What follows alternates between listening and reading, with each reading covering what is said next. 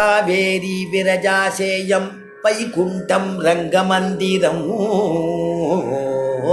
ஸ்ரீரங்க மகாத்மியம் சொல்றது, காவேரி விரஜாசேயம் வைகுண்டம் ரங்கமந்திரம் சவாசுதேவோ ரங்கே சஹா பிரத்யக்ஷம் பரமம் பதம்.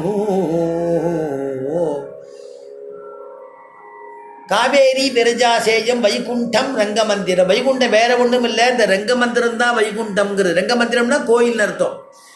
அது கோயிலே இந்த பெருமாள் பரமபதமே இங்கேதாங்கிற வைகுண்டம் ரங்கமந்திரம். சஹா வாசுதேவா. அங்கே வாசுதேவன் எழுந்துள்ளிருக்கிறோம் இல்லையோ, பரவாசுதேவன் சொல்கிறோம். அந்த வாசுதேவர் வேற யாரும் இல்லை. ச வாசுதேவோ ரங்கே சஹா பிரத்யக்ஷம் பரமம் பரம். பரமம் பதம். அந்த பிரத்யக்ஷமான அந்த வாசுதேவன் இங்கே படுத்துட்டு இருக்கானே, அவன் தான்.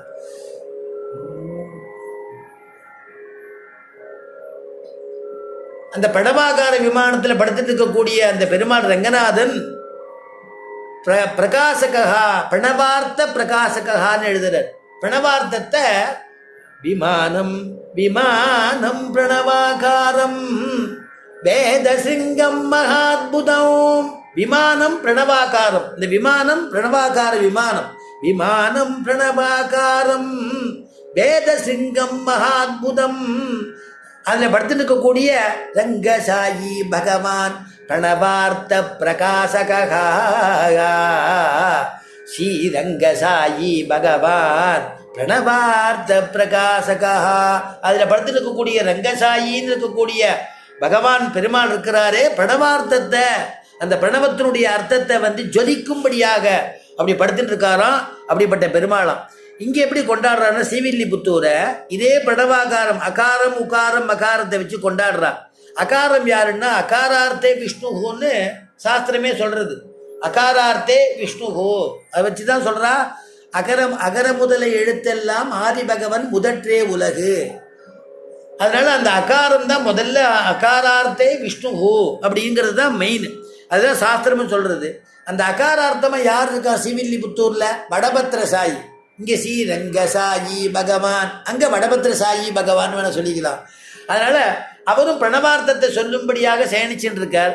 உகாரார்த்தம் அப்படின்னா தாயார் நமக்கு புருஷகார போதியா நமக்கு ரெக்கமெண்டேஷன் பண்றா. எவ்வளவோ தப்புக்கள் பண்ணாலும் நம்மாத்து குழந்தை தானே, நம்ம குழந்தைய நீங்கள் மன்னிக்க கூடாதா அப்படின்னு கேட்குறாளாம். ஏன்னா அப்பா அம்மா 2 பேர் இருந்தால் பிள்ளை சரியாக படிக்கலை அப்படின்னு விட்டாக்க மார்க் ஷீட்டில் கையெழுத்து போட மாட்டா. அப்பா கோவம் பண்ணி, இல்லை நீ இந்த மாதிரி தண்டமாக படித்து மார்க் வாங்கி ஃபெயில் ஆனதுக்கு நான் கையெழுத்து போட மாட்டேன், முந்தியெல்லாம் ரேங்க் கார்டில் கையெழுத்து போட மாட்டேன், தூக்கி வீசி எரிஞ்சிருவா, நீ எப்படியாவது போடணும். அந்த மாதிரி ஒரு ஆத்திர அது மாதிரி பண்ணிட்டாலும். குழந்தை அழுதுகிட்டே போய் ஹாலில் போய் அழுதுட்டு இருந்தது. அவன் அம்மா பார்த்தா என்னடா ஆச்சுன்னா, இந்த மாதிரி ரேங்க் கார்டில் கையெழுத்து போடலம்மா, நான் அடுத்ததில் நான் படிச்சுடுறேம்மா, அப்பாட்ட சொன்னேன் கேட்கல, ரொம்ப கோபமாக இருக்காரு, அடிக்க வரார் அப்படின்னு. உடனே அவ்வளோதானே, நீ ஒரு 5 நிமிஷம் கழித்து உள்ளே வாரினாலும் உடனே அந்த அம்மா உடனே உள்ளே போயிட்டா. பர்த்தாவிட்ட என்ன பேசினாலோ தெரியாது, பேசிட்டு உடனே வெளியில் வர சமயத்தில் குழந்தை உள்ளே வந்தது.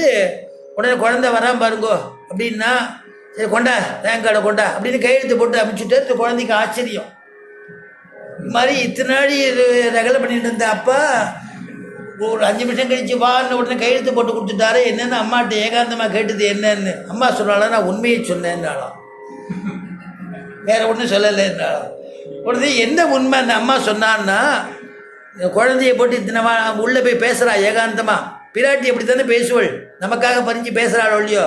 அது மாதிரி இந்த அம்மா பேசினாலும் அவள் ஆத்துக்கார்ட்ட, போரும் நீங்கள் குழந்தைய கோச்சின்றது போகிறோம், இத்தனை வருஷமாக இப்போ ஒரு நாள் மார்க் வாங்கலைன்னு கையெழுத்து போட மாட்டேங்கிறல, அப்போ என்ன படிக்கிறான்னு கேட்டிருக்கல, என்ன டெஸ்ட்டுன்னு கேட்டிருக்கல, நான் தானே பாடுபட்டு இருக்கேன், நானே கோவப்படாமல் இருக்கேன், உங்களுக்கு என்ன கோவம்னு கேட்டா. கொஞ்சம் அவர் அடங்கினார். மறுபடியும் இன்னொரு அஸ்திரம் போட்டா, நீங்கள் என்ன மார்க் வாங்கினேங்கிறது உங்கள் அம்மா சொன்னா என்கிட்ட சொல்லியிருக்கா தெரியுமான்னு. அதை ஏண்டி இப்போ கிளப்புறேன் அப்படின்னு கோச்சிருந்தாராம். சரி நீ அவனை கூப்பிடு அப்படின்னு விட்டார். சாதகமாக அமைஞ்சு போயிடுது. அந்த மாதிரி புருஷகார போதை உகாரார்த்தம், புருஷகார போதை பிராட்டி. அதனால் பிராட்டியினுடைய கிருபை கிடச்சி கொடுத்தோம்னா நமக்கு. இங்கே யார் பிராட்டி? ஸ்ரீவில்லிபுத்தூர்லாம் கோதை அப்படின்னு. மகாரார்த்தம் ஜீவஸ்தானம். மகாரார்த்தை ஜீவகான்னு வாக்கியம். ஆழ்வார்கள்லாம் நம்ம ஜீவன் சொல்லப்படாது. ஏன்னா அவள்லாம் அவதார புருஷா. பெருமாள் நித்திய சூரிகளே ஆழ்வார். இப்போ பெரியாழ்வார் எடுத்துட்டேன்னா கருடாம்சமே, கருடனே மறுபடியும் புனச்ச அவதாரம் பண்ணி நமக்காக வேண்டி அனுகிரகம் பண்ணியிருக்கார். அது மாதிரி ஒவ்வொருத்தருக்கும் ஒவ்வொரு ஆழ்வார்னு நம்ம சொல்கிறோமோ இல்லையோ. அதனால குலசேகர ஆழ்வார்னா பெருமாளுடைய கௌஸ்தூபம்ங்கிறதான மணி. அது மாதிரி தொண்டர்படி ஆழ்வார் வனமாலையினுடையதான அவதாரம். ஒவ்வொரு ஆழ்வாரும் ஒவ்வொரு அவதாரம். அதனால ஆழ்வார் ஜீவகோடின்னு சொல்லப்படாது. மகார ஸ்தானத்தில் அந்த ஸ்தானத்துக்கு யாருன்னா பெரியாழ்வார் அப்படின்னு சொல்றதுக்கு இதை நமக்கு 3 விதமாக நம்முடைய ஆச்சாரியால் உபதேசிக்கிறா. பிரமேயம், பிரமாதா, பிரமாணம் அப்படின்னு. பிரமேயம் யாருன்னா நம்ம அடைய வேண்டிய வஸ்து யாரு, அடைய வேண்டிய பொருள் யாரு அப்படின்னா பெருமாள்னு தெரிஞ்சுக்கணும். பரமாத்மான்னு தெரிஞ்சுக்கணும். அவன் தான் நமக்கு பிரமேயம். அந்த பரமாத்மா யாரு, பிரமேயம் யாரு, வடபத்திர சாயி, அங்கே இருக்கக்கூடிய பெருமாள்.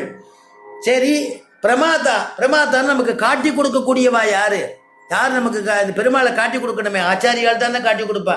அந்த ஆச்சாரியால் ஸ்தானத்துக்கு அந்த ஆச்சாரியாளுக்கு பிரமாதான்னு பேர். ஏன்னா பெருமாளை பற்றி தெரிஞ்சுட்டவா, பெருமாளை கல்யாண குணத்தை தெரிஞ்சுட்டவா, பெருமாளோட பேசக்கூடியவா, இன்னார் தான் பெருமாள்னு நமக்கு காமிச்சு கொடுக்கக்கூடியவா நம்முடைய ஆச்சாரியால். அதனால தானே பரிநியாசம் பண்ணிக்கிறோம். அந்த ஆச்சாரியிட்ட போய் இந்த ஆத்மாவை பெருமாள்கிட்ட சேர்த்துருங்கோன்னு. இந்த ஆத்மா எப்படி போகிறதுன்னு தெரியுமா, அவர் எப்படி சேர்ப்பார், நம்ம கேள்வி கேட்டுருந்தோம் நம்ம கிட்டக்க போக முடியுமா ஆச்சாரியாள்கிட்ட.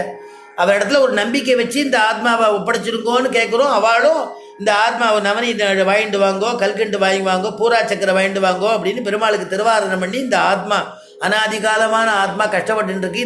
இந்த தேகத்தினுடைய அவசானத்தில் முடிவு சமயத்தில் மறுபடியும் பிறந்துடாதபடிக்கு ரிசிம்மா உன் திருவடி வாரத்தில் சேர்த்துக்கோ, வேணுகோபாலா உன் திருவடி வாரத்தில் சேர்த்துக்கோன்னு நம்முடைய பூர்வாச்சாரியாலாம் அந்த ஆத்மாவை பெருமாள்கிட்ட அப்படி சமர்ப்பிக்கிற அழகு சேவின்னு சொல்லி சமர்ப்பிக்கிறா இல்லையா.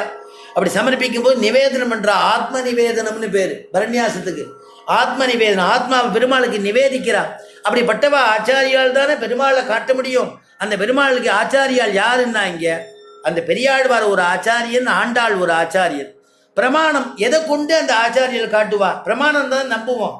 ஏதோ ஒன்று இருக்கு உள்ள இருக்குன்னா என்ன பெருமாள் அப்படின்னா, இந்த பெருமாளுக்கு இந்த ஸ்ரீசுக்தி இந்த சரித்திரம்ங்கிறது உங்களுக்கு எங்க தெரியும்பா, புராணத்தில் இருக்கு, புராணத்துலேருந்து எடுத்து காட்டுறேன். 100 திவ்யதேச புராணம் இருக்கு, திவ்யதேச புராணத்தில் காமிக்கிற இதுக்கு பிரமாணம் இருக்குன்னு நம்ம சொல்கிறோம் இல்லையோ. ஏடுகள்லாம் இருக்குங்கிறோம், சரித்திரம் இருக்குங்கிறோம்.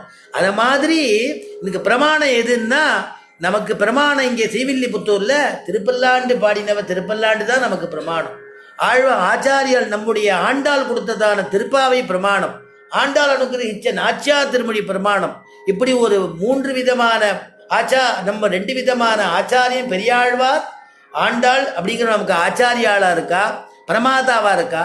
அவள் எதை பிரமாணமாக காட்டுறா, அவளுடைய சீசூக்திகளையே பிரமாணமாக காட்டி நமக்கு இவாள் தான் பெருமாள் அப்படிங்கிறத புரிய வைக்கிறா.